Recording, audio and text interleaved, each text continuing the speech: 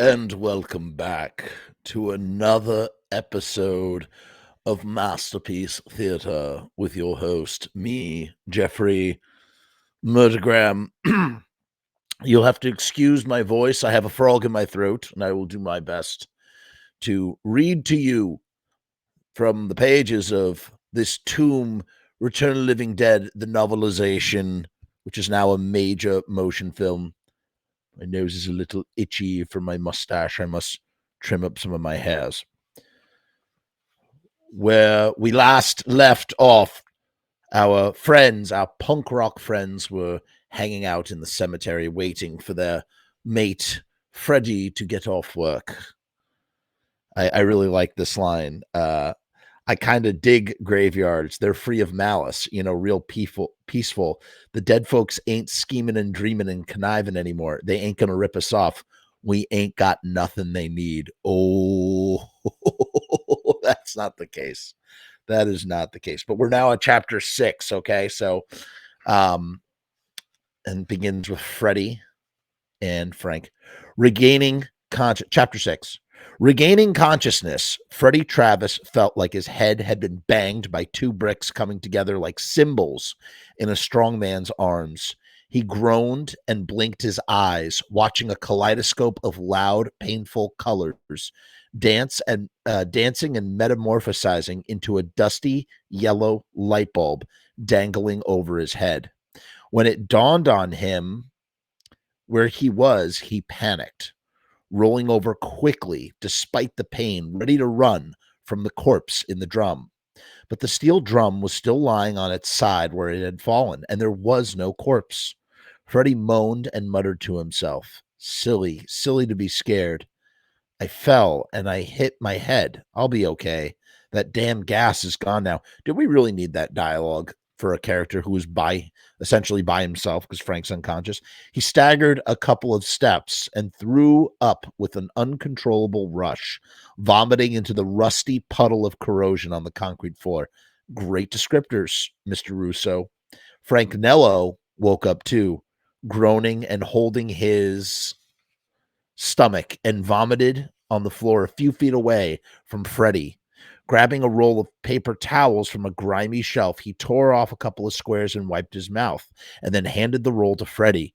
Kid, are you okay? Frank said. His voice was harsh, and his complexion looked sickly green. I don't know, Freddy croaked. My head hurts and my throat. Christ, what a stink. That putrid gas sprayed us in the face, Frank said. We're lucky to be alive, thank God. He made the sign of the cross. Drawn by a compulsion to look at what had harmed them, Frank and Freddy went over to the fallen drum, bent over, and looked in. The glass porthole was broken, smashed away. In the bottom of the drum was nothing except some traces of black liquid. Well, what happened to the body? Freddy said in a hoarse whisper. It must have just dissolved when the air hit it, Frank speculated. Let's get out of here, said Freddy. Christ, I never smelt nothing like that in my life. I feel like I'm going to be sick for a month. You look awful, kid, said Frank. I guess I do too. Let's go up to the men's room and rinse our mouths out and wash our faces. Shit, that stink is even on our clothes. Wait a minute, Frank cautioned. We don't want Bert Wilson to find this mess we made. He'll think we're stupid or something. We got to get the cellar cleaned up. Forcing themselves to work, even though they both felt as achy, stiff, and nauseated as if they were coming down with a super case of flu, they squeegeed the floor, pushing the rusty water and vomit towards the drain. Then they mopped up using a wringer bucket filled with a solution of water and industrial solvent. When they were done, Frank said, now comes the worst part. We got to get the drum upright again. I ain't touching it, Freddy blurted. Come on, kid. It ain't dangerous no more. If we don't cover our tracks down here, the boss will know we done something wrong. With extreme reluctance, Freddy helped Frank stand the drum up, push it back to where it had been originally, and put the plastic cap on. Then he grabbed some paper towels and wiped his hands. Now, nobody will ever know the difference, Frank said. I guess if nobody but us ever bothered with these drums in 14 years, they ain't going to bother with them now. Now, can we get out of here? Said Freddy. Aching all over, they slowly ascended the basement stairs. Walking through the main floor of the warehouse, Frank spotted the door of the cold storage room standing slightly ajar. He tried to slam it shut, but his arm was stiff and he didn't slam it hard enough the first time. He had to slam it again, grimacing at the pain the exertion brought to his muscles. Christ, my joints are aching like I have arthritis, he said. Are yours? Yeah, said Freddy. We need a hot, steaming shower. There weren't any showers in the men's room, but at least they could wash their hands and faces and rinse out their mouths, gargling in the sinks. Toweling off, Frank said, I guess I feel a little better, but not much. I'm still sick as a dog. They came out of the men's room, and Freddy sniffed the air very cautiously. I can still smell that foul gas. It must be clogging my nasal passages. Either that or it's all over everything. Frank said, maybe before we cut out, I better spray some deodorant around here. He went back into the men's room and came out with a giant can of Lysol. He started to walk around, spraying everything, everywhere. Feeling dizzy, Frank leaned against the men's room door. Suddenly, from back among the tiers of the warehouse shelves, came a loud yipe, followed by a crash. Frank spun around, and Freddy jumped, even though their bones hurt when they moved so abruptly. What was that? Frank said. Sounded like a dog, said Freddy. Dog? How did a goddamn dog get in here? Frank started to move in the direction of the sounds. Freddy said, Stop, listen. Both men stopped in their tracks. They cocked their ears. The yiping had stopped, but now they heard a faint panting. Stealthily, they advanced down through a semi-darkened aisle of packed equipment. As they turned a corner, they came upon a big black and white mongrel lying on its side on the floor, breathing heavily. How'd that damn mutt get in here? Frank said, angry and confused. Bert must have screwed up on his security check. Poor thing, what's wrong with it? Said Freddy. They went to the dog and crouched over it, sensing something was very strange about the way the animal was lying there, so utterly collapsed. It looked like a shell of itself, a bas relief. Careful, it might have rabies, Frank said. But Freddy started to turn the dog over. It yiped and snapped at him, and he screamed and jumped back as soon as he saw what it really was. A split dog. Dun, dun, dun. A veterinary specimen had somehow come back to life off of its mounting stand, with a bar of the stainless steel stand still sticking through half its body and wedged between the slats of a packing crate in such a way that the dog couldn't get completely free. Oh my God! Oh my God! Oh my God! Frank yelled. The dog shrieked with its one lung and writhed in agony on the mounting bar. Aghast, Freddy backed away, flattening himself against a tier of steel shelving. What are we going to do, Frank? He pleaded fearfully. Frank summoned his courage, mumbling and making another sign of the cross over himself. We got to kill it. Put it out of its misery. He looked around for a killing device and seized up a broom. I'll use this as a club, he said, unscrewing the handle from the brush. He started beating at the split dog, trying to smack its head, but it just shrieked louder and wriggled around like crazy. Freddy couldn't stand it. Stop, he yelled and grabbed Frank's arm. Let me go. We got to finish this animal off, Frank shouted. If I wasn't so achy and weak. Suddenly, there was a shatteringly loud crash from another part of the warehouse, followed by a howl of agony. Frank and Freddy spun around, leaving the split dog writhing on the floor. The howling and screaming continued. This is terrifying to me. The howling and screaming continued, accompanied by wall-shaking bangs. In the huge corrugated steel building, all loud noises were exaggerated, taking on extra dimension of urgency and alarm. Frank and Freddy hustled towards the terrible sounds. When Freddy realized where they were coming from, he stopped and tried to hang back, grabbing Frank by the sleeve. No, stop, Frank. The cold storage locker. Freddy pointed. The heavy locker door was actually shaking from the screaming and the pounding, and naturally it had come ajar. But what was inside that hadn't come out yet? Why? Suddenly Frank realized the answer. Oh! The cadaver in the drawer, he yelled. It can't get out. It must have come to life like the dog, and it's trying to crawl out of the drawer. Run, Freddy screamed, pulling Frank by the arms. But Frank wouldn't go. No, gotta lock the freezer. Pulling himself free of Freddy's grasp, he dashed to the locked door and snapped the big old padlock on the hasp.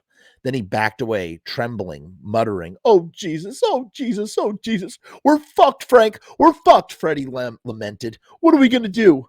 We got to think. Think." Frank ran his thick fingers through thinning hair. "Come on, let's go to the office. Get away from all this screaming and pounding." The screaming and pounding of the cadaver in the cold room and the whining of the split dog were muffled by a few decibels when Frank shut the door of the office. Frank slumped behind his desk looking dazed. Freddy sagged into Bert Wilson's big swivel chair, not giving a shit about asking permission, whereas before his recent sickening and frightening experiences, he would have been too timid to impinge, good word, impinge, on the warehouse foreman's domain. From outside, making itself heard above the screaming, whining, and pounding, came a resounding rumble of thunder. This is terror. Okay, the scenario here is terrifying to me.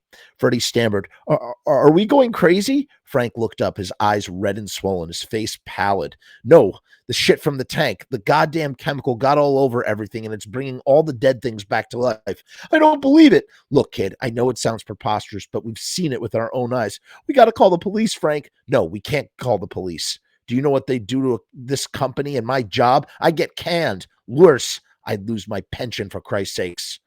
Frank, this is no time to worry about your friggin' pension. We're in some deep shit here. Who knows what that chemical is going to do to us? We've been contaminated, for God's sake. I ain't calling no friggin' cops. So again, in order of people whose fault, well, this book sort of changes that because we know who's really at fault. But I guess Frank, when I look at this, Frank has a lot of liability here too. Then what about the telephone number on the side of the drums, where it said to call in case of emergency? If we call that, we get the army. Do you want the army coming after us? If we're contaminated, they won't screw around with us. They'll probably put us in a steel drum and store us in the basement with the other poor saps. Freddy moaned and shook his head, cradling it in his hands. I can't stand it, Frank. What are we going to do? It's hopeless, hopeless. I'll have to phone the boss, as much as I hate to, Frank finally said. He picked up the receiver and dialed. Freddy started talking in a rambling, stream of conscious way, mostly to himself. My pal Sunshine, when me and Tina saw him there all cold and green and bloated, I'd have done anything to make it so it never happened to him, to have him back with us laughing and smiling, and even shooting up if he wanted to a little bit, as long as he didn't do too much or get hit with any bad smack. I actually prayed that I'd wake up the next morning or the morning after, and Sunshine, he wouldn't be dead. But I wouldn't want him to come back like that awful split dog or that dead guy in the cold room. In a way, Sunshine is lucky to be gone, in heaven maybe, and then not have to go through the pain of dying ever again. The phone must have rung for a long time at Bert Wilson's house after Frank dialed. Freddy looked over him and saw he was still waiting with the receiver to his ear, his head hanging down. Finally, he must have answered because Freddy heard him say into the mouthpiece, Bert, this is Frank. Hey, I really hate to spoil your 4th of July holiday, but I'm afraid we got one hell of a problem on our hands. ... Chapter 7. 14 years ago, when Horace Grover, okay, so Colonel Grover is in it. In the book, it's Grover. In the movie, it's Glover. And obviously, you have Grover, Bert, and Ernie, all names from Sesame Street. When Horace Grover was first assigned to Operation Drummer Boy, he was a first lieutenant, and now he was a full bird colonel, and he had still not tracked down the 24 steel drums containing corpses from the Darrow chemical disaster, which had been diverted by the traitor and defector Raymond Ashton. At about the time that Frank Nello was telling Freddy Travis that he absolutely would not call the number stenciled on the side of the drums, the number that would have put Nello in touch with Colonel Horace Grover and enabled Grover to locate the long-lost contraband, a.k.a. the Easter eggs.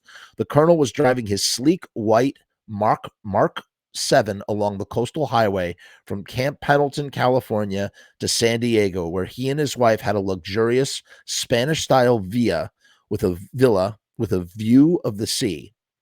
The villa and the Mark 7 were prerequisites, not of his army salary, but of his wife's inherited wealth. He liked to live elegantly, much as it galled him to have his expensive taste paid for by a woman he no longer loved. He was a bitter, disappointed man, greedy without being shrewd, ambitious without being clever. He didn't even care much for his mistress, who was quite plain. Rather than thinking he might attract someone prettier if he lost weight and improved his own disposition and outlook, his idea was that he could afford to shack up with a nicer piece if he could spend more money on her. But there was a limit to how much knocking around he could get away with as long as his wife controlled the purse strings.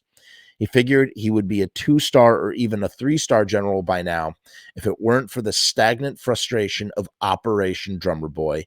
It had stymied his career, slowed down his promotions. While nobody could directly blame him for not being able to find the missing 24 drums, they weren't about to pat him on the back for it either, and he couldn't get a transfer away from the operation. He had tried desperately to do so, but the need for secrecy was always cited. Anybody new taking over the thing would have to be clued in, and it was best not to let the awful, embarrassing facts meander any further. So Colonel Grover was stuck in a thankless, probably futile assignment where he could be excuse me.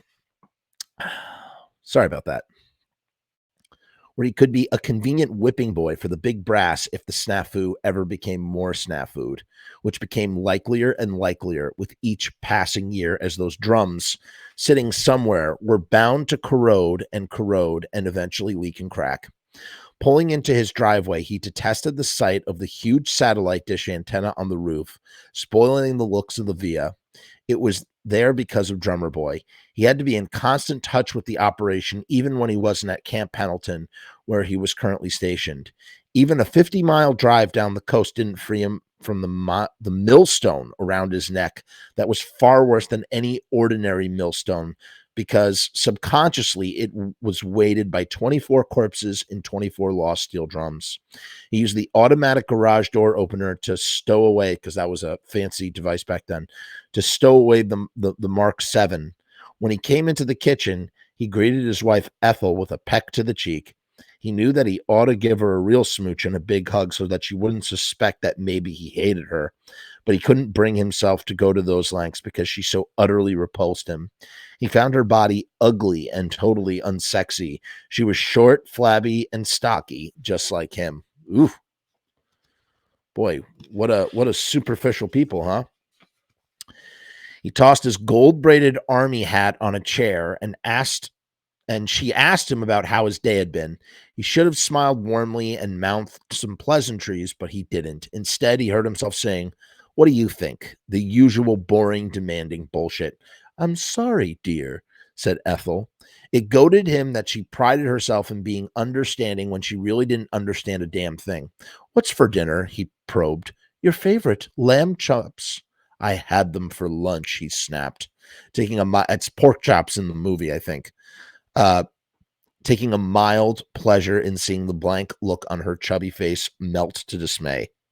He tossed his army coat on top of his hat in the chair and walked through the living room into his study, a plush room of luxury leather and dark wood paneling that his wife had lavished money on, especially to please him.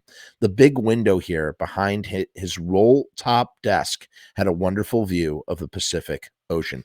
So I actually kind of really like this chapter because it really sort of, fleshes out Glover and his wife's relationship.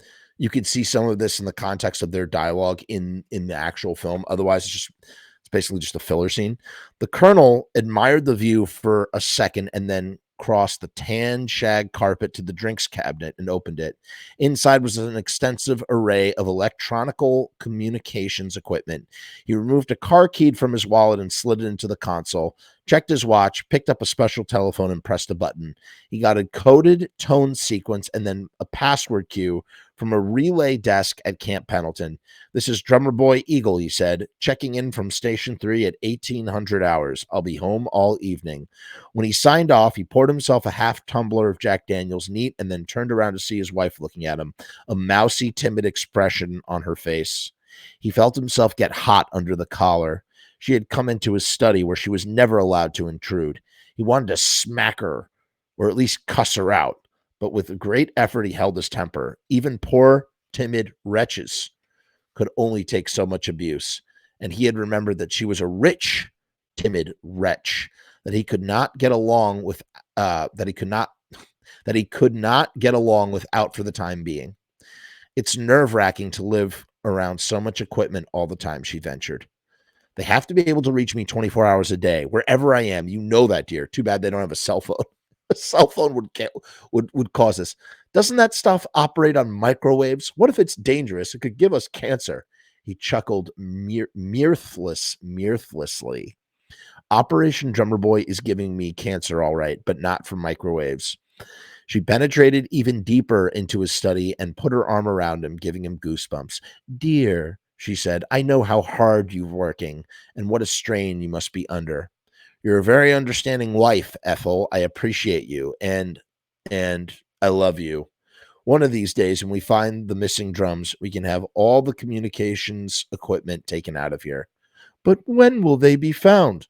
"Christ, Ethel, I don't know. It's maddening. Maddening. They could be anywhere, anywhere." When his wife retreated from the study, he shut the door and sipped his Jack Daniels, gazing out at the ocean, wishing he had never heard of Operation Drummer Boy. He had thought of the traitor Raymond Ashton, probably languishing in comfort somewhere in the Soviet Union after diverting the steel drums and murdering Colonel Peter Hoffman, who used to be Grover's commanding officer when he was a first lieutenant. "Death and destruction to all communist traitors and defectors," Colonel Glover said out loud, raising his glass in a toast towards the Pacific Ocean before downing the whiskey all in one gulp. An unabashed patriot, he said, "God save America," as he wiped his mouth with the back of his hand. And that brings us to the end of chapter 7. Tune in next week when we go into chapters 8 and 9.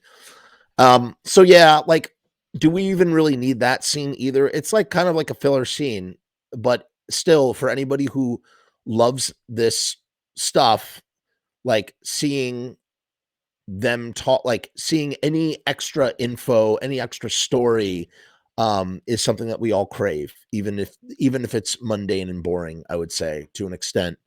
So, you know, we're coming up. I think next week we'll probably hit it to a part of the book that I found so terrifying. I mean, just spine tingling and terrifying to me personally. And I'm really excited to read it again. To me, it's the most frightening part of the book. And like I said, Russo, he has his moments, man. He has his moments with the written word, and then other times with dialogue, not so much. I'd say written descriptors and certain backstory details are Russo's what he's good at, and what he's really bad at is just like literally communicating dialogue that just doesn't even need to be said, frankly, in the scene. So we'll see you next week. Make sure to like, share, subscribe, all that good stuff, yada yada yada. Thank you so much. Peace and hair grease.